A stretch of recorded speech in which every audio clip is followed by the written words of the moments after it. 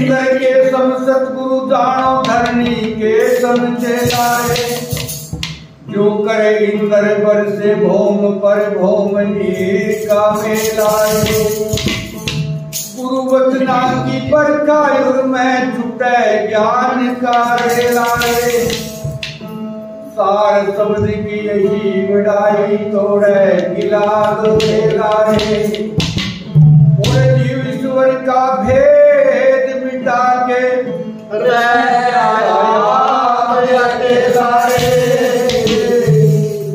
ब्रह्मदास गुराम बलखारी ये तो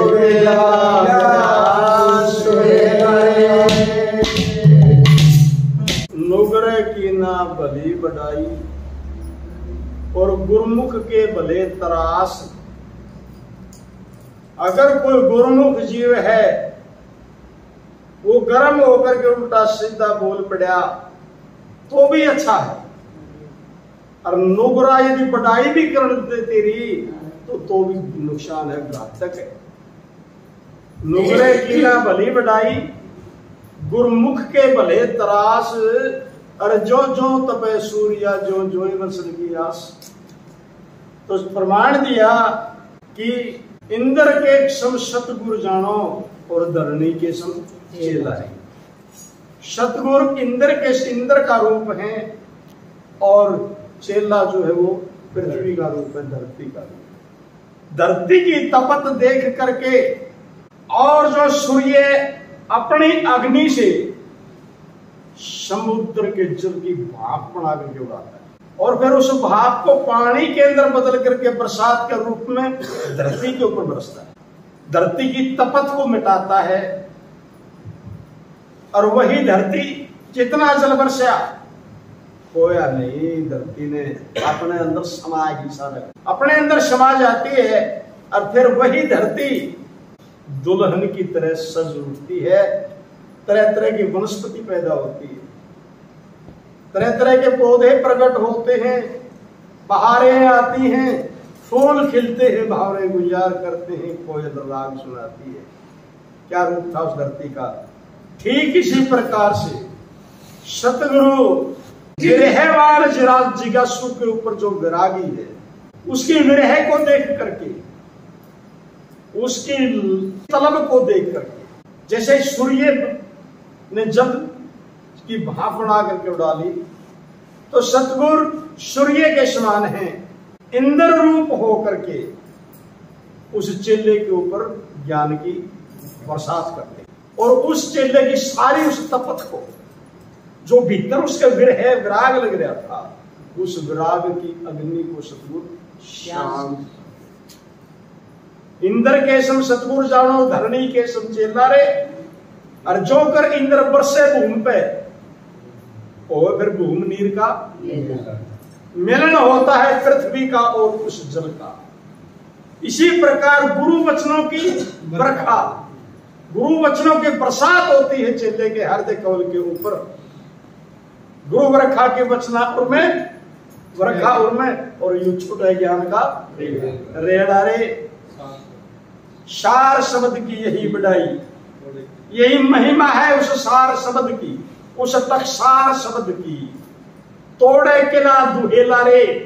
दुहेला किला क्या, यानी जीव और ईश्वर। ये जीव कहता है मैं जीव हूं, ईश्वर की तलाश में लग रहा है, ठीक है। इन दोनों के भेद का नाश कर देता है उसका, इस भेद की दीवार को गिरा देता है। वो शब्द ये सिद्ध करता है कि ये जीव ही ईश्वर है और ईश्वर ही जीव। मैं हूं सो वो है सो मैं हूं, मुझ में उसमें कोई अंतर्देश मात्र भी नहीं है। द्वैत की दीवार गिर जाती है। तोड़े किला दुहेला रे। यही बढ़ाई है उस सार शब्द की, ये महिमा है, ये शक्ति है उस सार शब्द की। वो द्वैत का नाश करके रखते, जीव ईश्वर का भेद मिटा दे, रह जा आप अकेला रे।